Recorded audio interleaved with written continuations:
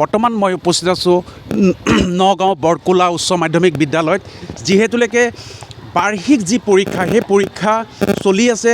আৰু এই ক্ষেত্ৰতে মই আহি উপস্থিত হৈছোহি প্ৰিন্সিপাল ছাৰ আমাৰ যিহেতুলৈকে বৰকোলা উচ্চ মাধ্যমিক বিদ্যালয়ৰ প্ৰধান শিক্ষক এই শিক্ষক প্ৰতাপ সিং ডাঙৰীয়া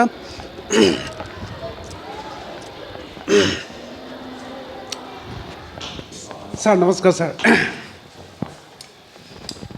ছাৰ পৰীক্ষা চলি আছে হয় আৰু ছাৰ পৰীক্ষা আৰু কিমান দিন আছে ছাৰ 30 তাৰিখলৈ শেষ হ'ব হয় ছাৰ ইয়াতে মই আপোনাক মানে ছাৰ এটা কথা সুধিছোঁ যিহেতুলৈকে ছাৰ এজন ল'ৰাই ধৰি লওক এটা কুৱেশ্যন পঢ়োঁতে এবাৰতে মানে মনত ৰৈ যায় বা আমিবিলাকে পঢ়িলে ধৰি লওক 5বাৰলৈ মনত নৰয় এইটো কাৰণটো কি বাৰু মানে ধৰি লওক কিবা স্মৃতি শক্তি কমৰ কাৰণে হয় নেকি বাৰু আচলতে একাগ্ৰতা আৰু সেইটোৱেই একাগ্ৰতাটোৱে আচল কথা যিটো ছাত্ৰ ছাত্ৰীৰ ক্ষেত্ৰত যে একাগ্ৰতা যদি বেছি থাকে অৰ্থাৎ সেই কথাটোৱে আমি সাধাৰণতে আমাৰ ছাত্ৰ ছাত্ৰীৰ ক্ষেত্ৰত দেখা পাওঁ অংকটো বৰ টান পায় অংকৰ ক্ষেত্ৰত প্ৰায় ভাল ফলাফল নেদেখুৱায় কিন্তু সেইখিনি ছাত্ৰ ছাত্ৰীৰ পিছত দেখা পাওঁ ব্যক্তিগত ক্ষেত্ৰত তেওঁলোকে যেতিয়া কিবা কামত জড়িত হয় তেতিয়া লাভ লোকচানৰ ক্ষেত্ৰত তেওঁলোকে এক পইচাও খেলিমেলি নকৰাকৈ অংকবিলাক কৰিব পাৰে অৰ্থাৎ যিখিনি সময়তে তেওঁলোকে একাগ্ৰতাৰে সেই বিষয়টোৰ লগত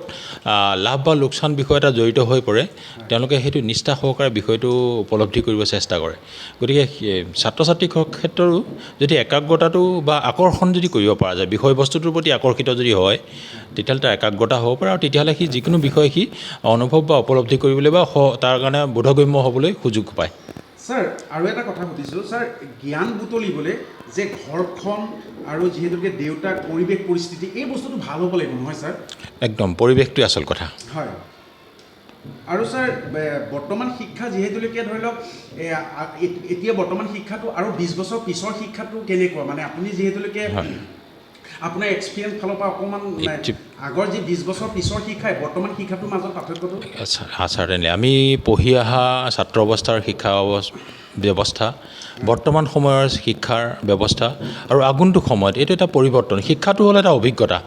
অভিজ্ঞতাৰে যেতিয়া নতুন নতুন অভিজ্ঞতা আহি আছে শিক্ষাৰ ক্ষেত্ৰত নতুন সেই অভিজ্ঞতাবিলাক ছাত্ৰ ছাত্ৰীৰ মাজলৈ আহি আছে গ্ৰন্থৰ আকাৰে পুথি হিচাপে আহিছে গতিকে বিজ্ঞানৰ নতুন নতুন আৱিষ্কাৰবিলাক আহি আছে 2000 চনত মোবাইল আমাৰ হাতত নাছিলে 2004 চনত 2-3-4টা আমাৰ ইয়াত মোবাইল আহিলে এতিয়া 2024-25ত মোবাইল ইণ্টাৰনেটটো এটা পুৰণা বস্তু হৈ গ'ল গতিকে ছাত্ৰ ছাত্ৰীয়ে আজিকালি জ্ঞান অৰ্জনৰ কাৰণে আগতে কেৱল শিক্ষাগুৰুসকল বা কিতাপৰ ওপৰতে এটা ডিপেণ্ডেণ্ট হৈ আছিলে কিন্তু বৰ্তমান অৱস্থাত এই যে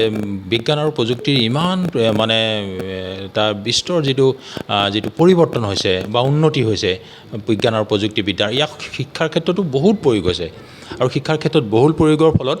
ছাত্ৰ ছাত্ৰীবিলাকে আজিকালি যিকোনো স্থানৰ পৰাই থাকি উন্নত বা বৰ্তমান অৱস্থাত প্ৰাসংগিক থকা শিক্ষা অৰ্জন কৰিবৰ কাৰণে এটা সুযোগ লাভ কৰিছে গতিকে বিজ্ঞান আৰু প্ৰযুক্তিয়ে সকলো মানুহৰ বাবে এতিয়া শিক্ষাটো একদম সহজলভ্য কৰি পেলাইছে আৰু ছাৰ অকল পঢ়া আৰু খেলা ধূলা সকলো ক্ষেত্ৰতে এজন ভাল গুৰুৰ প্ৰয়োজন নহয় জানো ছাৰ একদম সঁচা কথা আচলতে মানে গুৰু লগা শিক্ষা আৰু তেতিয়া কাৰ লগোৱাৰ যিটো ধনুকাৰৰ আমি যিটো দিশ নিৰ্ণয় কৰা যেনেকৈ কাৰৰ আগত ৰশ্মিটো থাকে সেই ৰশ্মিটোৱে দিশ নিৰ্ধাৰণ কৰে তেনেকৈ আমাৰ জীৱনৰ যদি পথ প্ৰদৰ্শক হয় শিক্ষক বুলি ক'লে এটা কথা ঠিক যে শিক্ষক বুলি ক'লে কেৱল বিদ্যালয় বা কলেজ মহাবিদ্যালয়ত পঢ়াই শিক্ষক নহয় শিক্ষক হ'ব পাৰে নামঘৰত থকা নামঘৰীয়াজন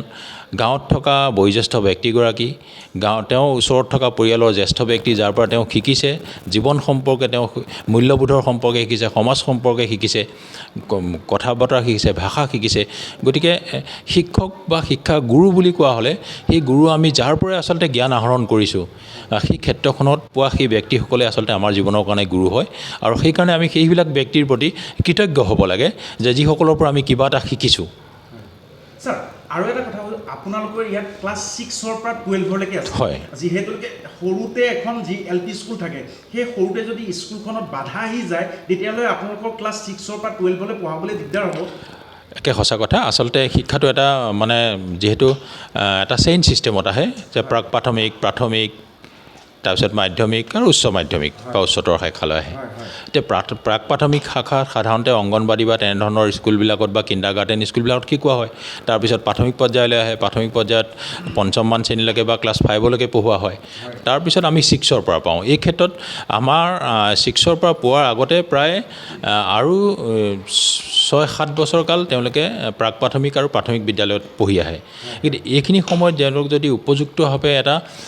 ভাষাৰ জ্ঞান বা সংখ্যাৰ জ্ঞান যদি ভালদৰে দিয়া নাযায় তেতিয়াহ'লে আমি 6ত আহি পেলাই যিটো কোৰ্চ পায় বিজ্ঞানেই হওক বা গণিতেই হওক বা ইংৰাজী হওক বা ভাষাই হওক এই গোটেইখিনি এটা যথেষ্ট গধুৰ বোজা হৈ পৰে তেওঁলোকৰ কাৰণে এই ক্ষেত্ৰত আমি তেওঁলোকৰ ভাষা জ্ঞান নাথাকাৰ কাৰণে বা তেওঁলোকৰ সাংখ্যিক জ্ঞানৰ মৌলিক যিটো থাকিব লাগে প্ৰাথমিক যিটো জ্ঞান থাকিব লাগে সেই জ্ঞানখিনি কেতিয়াবা বহু ছাত্ৰ ছাত্ৰীৰ ক্ষেত্ৰত সেইটো নোহোৱাকৈ আহি পায়হি গতিকে সেই ক্ষেত্ৰত আগৰ যিটো প্ৰমোশ্যন কৰা বা পাছ কৰা বা উত্তীৰ্ণ কৰা যিটো ব্যৱস্থা আছিল আমাৰ সৰ্বশিক্ষা মিছনৰ অভিযানৰ নিৰ্দেশ মতে যে যিহেতু প্ৰাথমিক পৰ্যায়ত ছাত্ৰ ছাত্ৰীবিলাক অনুত্তীৰ্ণ কৰা নহয় গতিকে সেই ফলশ্ৰুতিতে সকলো ছাত্ৰ যদি প্ৰমোশ্যন হৈ আহে ফলস্বৰূপে আমাৰ কাৰণে ষষ্ঠ শ্ৰেণীত কিছু ছাত্ৰ ছাত্ৰী সঁচাকৈ আমি চিন্তাত পৰিবলগীয়া হয় যে তেওঁলোকক আমি আকৌ প্ৰাক প্ৰাথমিক পৰ্যায়লৈ নামি গৈ পেলাই তেওঁলোকক আক্ষৰিক জ্ঞান শিকাবলগীয়া হয় সাংখ্যিক জ্ঞান শিকাব লাগে পূৰণ যোগ বিয়োগ এইবিলাক আমি ফৰ্মুলাবিলাক বা নেওতাবিলাক আমি তেওঁলোকক শিকাবলগীয়া হয় গতিকে এনে ক্ষেত্ৰত প্ৰাক প্ৰাথমিক পৰ্যায়ত শিক্ষাগুৰুৰ যিটো বৰ্তমান আমি আমাৰ বিদ্যালয়লৈ অহাৰ ছাত্ৰ ছাত্ৰীসকল প্ৰাথমিকৰ পৰা যিখিনি আহে সেই ক্ষেত্ৰত আমি ভাবোঁ যে প্ৰাথমিক পৰ্যায়ত শিক্ষা দান প্ৰক্ৰিয়াটো বা শিক্ষা গ্ৰহণ প্ৰক্ৰিয়াটোক আৰু কিছু স্বচ্ছ হোৱাৰ প্ৰয়োজন আছে আৰু ছাৰ ধৰি লওক এইটো যিহেতুকে সৰুতে শিক্ষাটো নাপালে ভৱিষ্যতে লক্ষ্যত উপনীত হ'বলৈ দিগদাৰ হ'ব সঁচা কথা একদম সঁচা কথা যিহেতুকে আপুনি এতিয়া যিহেতুকে আপুনি গুৰুৰ দায়িত্ব এটা লৈ আছে আৰু আপোনাৰ ছাত্ৰ জীৱনৰ যিহেতুকে আপোনাৰ ছাত্ৰ জীৱনত আপুনি এতিয়া বৰ্তমান এইটো ষ্টেজত আপুনি যিহেতুকে আহি উপস্থিত হৈছে আৰু এনেকুৱা ক্ষেত্ৰত আপোনাৰ ছাত্ৰ জীৱনৰ বিষয়ে অকণমান দুআষাৰ কওকচোন যিহেতুকে আপোনাৰ আমি আমাৰ প্ৰাথমিক বিদ্যালয় আমি বৰকলা আদৰ্শ প্ৰাথমিক বিদ্যালয়তে পঢ়িছিলোঁ তেতিয়া প্ৰাক প্ৰাথমিক ষ্টেজত প্ৰাথমিক পৰ্যায়ত বিদ্যালয়তে আছিলে গতিকে আমি আজিও সেই প্ৰাথমিক পৰ্যায়ৰ বিদ্যালয়ত পঢ়া প্ৰথম দিনটোৰ পৰা আৰম্ভ কৰি শিক্ষাগুৰুক বিভিন্ন ক্ষেত্ৰত পোৱা শিক্ষাগুৰুসকলৰ যি নিৰ্দেশনা পাইছিলোঁ যেনেধৰণে তেওঁলোকে আমাক আদৰ মৰম চেনেহ আৰু শাস্তি প্ৰদান কৰি পেলাই শিক্ষাৰ ক্ষেত্ৰত আমাক এটা পৰ্যায়লৈ তেখেতলোকে আমাক আগ্ৰহান্বিত কৰাৰ প্ৰয়াস কৰিছিলে সেইটো আচলতে এতিয়া প্ৰায় ইতিহাসেই হৈছিলে যে কিছু কিছু শিক্ষক মাধৱ শইকীয়া মাঘৰাম শইকীয়া ছাৰ তেখেত আমাৰ প্ৰাথমিক বিদ্যালয়ৰ প্ৰধান শিক্ষক হিচাপে আছিল হেড পণ্ডিত বুলি কয় সকলোৱে তেখেতৰ দৰে ব্যক্তি শিক্ষক হিচাপে পাই আমি আচলতে ধন্য হৈছিলোঁ কাৰণ তেখেত আমি দেখা পাওঁ যে তেখেত যেতিয়া গাঁওখনলৈ চাইকেল এখন লৈ আহে আমাৰ শিলগুটি দিয়া ৰাস্তাটো লিকেদি চাইকেল চলাই ছাৰ যেতিয়া গাঁৱত প্ৰৱেশ কৰে গাঁওখন ঠাণ্ডা হৈ যায় পথাৰত থকা হালোৱা সজোৱাবিলাকেও মাত কথা শালীন হৈ যায় ভদ্ৰ হৈ যায় যে আমাৰ হেড ছাৰ আহিছে হেড ছাৰ আহিছে হেড ছাৰ আহিছে অৰ্থাৎ এখন গাঁৱত ইমান আধিপত্য আছিল এজন শিক্ষাগুৰুৰ গতিকে সেই ক্ষেত্ৰত বৰ্তমান আমি সেই শিক্ষাগুৰুসকলৰ পৰা আমি যথেষ্ট পাইছিলোঁ পিছত হাইস্কুল বা উচ্চতৰ মাধ্যমিক পৰ্যায়ত আমাৰ শিক্ষাগুৰুসকলৰ পৰা পাই আজি অৱস্থাত আমি উপনীত হৈছোঁ আচলতে আমি তেখেতলোকৰ আশীষ ধন্য হৈ বৰ্তমান অৱস্থাত আমি উপনীত হৈছোঁ আমি সেইটো ক্ষণে ক্ষণে উপলব্ধি কৰোঁ সকলো শিক্ষাগুৰুৰ নাম আমি ইয়াত আচলতে উচ্চাৰণ কৰিব নোৱাৰি আমি আচলতে দুখ প্ৰকাশ কৰিছোঁ আচলতে বৰ্তমান আমাৰ যিটো মোৰ যিটো বৰ্তমান ব্যক্তিত্ব বা যি অৱস্থাত মই আছোঁ মোৰ শিক্ষাগুৰুসকল মোৰ জ্যেষ্ঠসকল মোৰ গাঁও মোৰ পৰিয়াল আত্মীয় স্বজনৰ আচলতে বহুত আশীৰ্বাদৰ ফলতে মই আজি অৱস্থাত উপনীত হ'বলৈ সক্ষম হৈছোঁ আৰু ছাৰ আপোনাক মই এটা কথা কওঁ ছাৰ এটা ঘৰুৱাভাৱে কথা এটা পাতোঁ ছাৰ যিহেতুকে মানে ধৰি লওক ঘৰুৱা কথা আৰু সৰুতে ছাৰ মোৰ মানে ধৰি লওক আপোনাৰ এখন ট্ৰাকত আপোনাৰ ইমান বাঁহৰ দোল লৈ যায় লবাৰৰ চকাত এই বস্তুটো মই মানে সৰুতে মই নিৰীক্ষণ কৰিছোঁ এতিয়া ধৰি লওক মই বুজি উঠিছোঁ যে ধৰি লওক এখন লাবাৰৰ চকাত কেনেকৈ ইমান লোডিং বাঁহ লৈ যাব পাৰে তেতিয়াহ'লে মই সেইটো চিন্তা কৰি থকাতকৈ মই ধৰি লওক শিক্ষাৰ ক্ষেত্ৰত লাগি থাকিলে ধৰি লওক তেতিয়া হয়তো মই ছায়েন্সত বা তেনেকুৱা দিশত মই যাব পৰা যেনেকুৱা এটা দিশত যাব পৰা হ'লহেঁতেন নহয় যিহেতুকে সৰুতে আপোনাৰ কিছুমান সৰুতে আপোনাৰ এটা মনোভাৱ থাকিব পাৰে হয় আচলতে সেইটোৱে সকলো ছাত্ৰ ছাত্ৰীবিলাক আচলতে কি তেওঁলোকৰ মনবিলাক আমাতকৈ বহল গতিকে শিশুৰ মনটো আচলতে তেওঁলোকে একদম একদম খুব আকাংক্ষাৰ এটা মন লৈ আহে বহল এখন পৃথিৱীত তেওঁলোকে বাস কৰে নুবুজা কথা বুজিবলৈ তেওঁলোকে সাহস থাকে ভয় নকৰে লাজ নকৰে এইটো কি বস্তু এইটো ছাৰ কি এইটো কেনেকৈ হ'ল কিয় হ'ল তেওঁলোকৰ শিশুসুলভ মন এটা থাকে কাৰণে তেওঁলোকে খুব বেছি শিকিব পাৰে কিন্তু শিশুৰ পৰা যেতিয়া ল'ৰা ছোৱালী আমাৰ বাল্য অৱস্থাৰ পৰা লাহে লাহে উত্তৰণ হৈ কৈশোৰ অৱস্থাত পায় সেইখিনি সময়তে ছাত্ৰ ছাত্ৰী কিছু কিছু ক্ষেত্ৰত তেওঁলোকে হীনমান্যতাত ভোগে সুধিলে মই নাজানো বুলি ভাবিব নেকি গতিকে ইয়াৰ ফলত তেওঁলোকৰ যিটো বৈজ্ঞানিক মানসিকতা কি কিয় হ'ল কেনেকৈ হ'ল ক'ৰ পৰা হ'ল এই কথাটোৰ বিজ্ঞান আচলতে জড়িত হৈ থাকে কোনটো সেই মানসিকতাটো লাহে লাহে তেওঁলোকৰ আচলতে অকণ কিছু পৰিমাণে কমি যোৱা হয় সেই ক্ষেত্ৰত শিক্ষাগুৰুসকলৰ এটা দায়বদ্ধ আছে আৰু ওচৰ চুবুৰীয়া বা প্ৰতিবেশী সমাজৰ বা জ্যেষ্ঠসকলৰ এটা দায়িত্ব আছে যে তেওঁলোকক যাতে আকাংক্ষিত লক্ষ্যত উপবিষ্ট কৰায় আমাৰ সমাজৰ এগৰাকী ভৱিষ্যতৰ এক সম্পদলৈ আমি ৰূপান্তৰিত কৰিব পাৰোঁ তেওঁলোকৰ মাজত থকা প্ৰতিভাখিনি আমি যাতে চিনাক্ত কৰিব ক্ষেত্ৰত আমি যাতে আমাৰ প্ৰয়াসটো অক্ষুণ্ণ ৰাখোঁ শিক্ষাগুৰুৱে হওক আমি অভিভাৱকসকলেই হওক গতিকে এনে বহুত আমি ছাত্ৰ দেখা পাইছোঁ যাক শিক্ষকসকলে তেওঁলোকক নৎসাত কৰিছে যে তেওঁলোকে জীৱনত কেতিয়াও একো কৰিব নোৱাৰে কিন্তু পিছত দেখা পোৱা গৈছে তেওঁ পিতৃ মাতৃৰ মৰম আৰু আবদালতে পিছত এগৰাকী প্ৰসিদ্ধ পণ্ডিত সাহিত্যিক বিজ্ঞানী হিচাপে প্ৰতিষ্ঠা লাভ কৰি আমাৰ মানৱ সমাজৰ কাৰণে কল্যাণকামী কামেৰে তেখেতে দৃষ্টান্ত ৰাখি থৈ গৈছে ছাৰ ইয়াতে মই আপোনাক এটা কথা কওঁ যে মাক আৰু বাপেকে প্ৰধান গুৰুটো আহি গ'ল ধৰি লওক গুৰু লাগিবই কিন্তু যদি ধৰি লওক মাকে ল'ৰাটোক স্কুল মানে লগত লৈ ঘূৰি ফুৰে তেতিয়াতো পঢ়াত বাধা আহি পৰিব নহয় নাই এই ক্ষেত্ৰত বাল্য অৱস্থাত আচলতে বা শিশু অৱস্থাত মাক বাপেকৰ লগতে সাধাৰণতে সতি সন্ততি বা ল'ৰা ছোৱালীবিলাক লগত থাকে তেওঁলোকৰ ওপৰত সম্পূৰ্ণ 100% ডিপেণ্ডেণ্ট হৈ থাকে কিন্তু এই ক্ষেত্ৰত আমি পিতৃ মাতৃসকলেও আমাৰ ক্ষেত্ৰত বিশেষকৈ গ্ৰাম্য স্তৰত আমাৰ ছাত্ৰ ছাত্ৰীসকলক কেয়াৰ ল'বলগীয়া কিছু প্ৰয়োজনীয়তা আছে আমি দেখা পাইছোঁ এইটো ক্ষেত্ৰত যে বিয়া এখন হ'ল কাৰোবাৰ ঘৰত পাঠ পঢ়াল কাৰোবাৰ ঘৰত তুলনি বিয়া এখন হ'ল বা কিবা এটা সকাম হৈছে আই সবাহ হৈছে গতিকে এনেধৰণৰ ক্ষেত্ৰত ল'ৰা ছোৱালীবিলাকৰ বৰ ক্ষতি হয় মাক দেউতাকৰ লগত গৈ ফলস্বৰূপে তেওঁলোকে ছাত্ৰ জীৱনৰ বহু অমূল্য সময় তেওঁলোকে নষ্ট হৈ পিছত এটা জীৱনত হাবাথুৰি খাবলগীয়া এটা অৱস্থাৰ তেওঁলোকে সন্মুখীন হ'বলগীয়া হয় আৰু ছাৰ মই এইখিনিতে আপোনাক এটা কথা কৈছোঁ যে এতিয়া আপোনাৰ যিটো মৰম চেনেহ আদৰ আপোনাক ল'ৰা ছোৱালীয়ে আদৰ আৰু আপুনি শিকাওঁতে সুন্দৰভাৱে শিকি গৈ আছে কিন্তু কিছু মাষ্টৰনীক দেখাৰ লগে লগে তেহেঁতৰ ভয় ভাৱ এটা অনুভৱ হয় এই ক্ষেত্ৰত কি ক'ব আচলতে শিক্ষাৰ প্ৰকৃত উদ্দেশ্যটোৱে হ'ল এটা কল্যাণ মানৱ জীৱন বা সমাজৰ কল্যাণেই আচলতে গতিকে আমি শিক্ষাগুৰুসকল বা শিক্ষানুষ্ঠানসমূহৰ এটাই দায়িত্ব যে আমাৰ ইয়াৰ শিক্ষাগুৰুসকললৈ ওচৰলৈ অহা ছাত্ৰ ছাত্ৰী বা যিসকল লাৰ্ণাৰ বা শিকাৰু যিবিলাক আহে আমি তেওঁলোকক অতি আদৰ যতন কৰি পেলাই প্ৰথম কথা তেওঁলোকৰ ইচ্ছা আছে শিকিবৰ কাৰণে সেইকাৰণে বিদ্যালয়লৈ আহিছে গতিকে সেইটো আমাৰ কাৰণে এটা ধনাত্মক দিশ হিচাপে গণ্য কৰি আমি তেওঁলোকৰ মনৰ কাষ চাপিবলৈ চেষ্টা কৰিব লাগে তেওঁলোকৰ মনত থকা খোকোজাবিলাক সেইবিলাক আঁতৰাই তেওঁলোক যে আমাৰ মানৱ সমাজৰ এক সম্পদ অভিন্ন অংগ তেওঁলোকৰ ব্যতিৰেকে যে আমি মানৱ সমাজখন সম্পূৰ্ণ নহয় আমাক চোকা লোৱাকেইটা যিমান আমাৰ কাৰণে আমাৰ সমাজৰ কাৰণে ইম্পৰ্টেণ্ট বা প্ৰয়োজনীয় বা আৱশ্যকীয় ঠিক একেদৰে পিছৰ বেঞ্চত